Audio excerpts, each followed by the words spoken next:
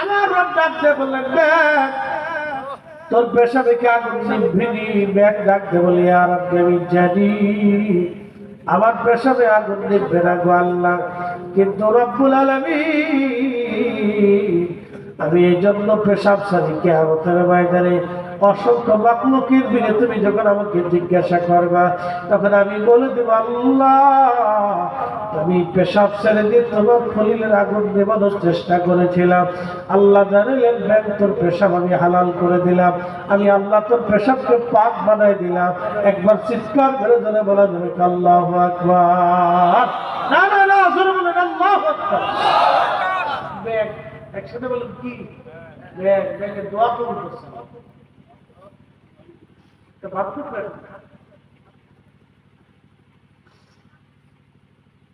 আমি একটু চিন্তা করে ব্যাগের দোয়া করি,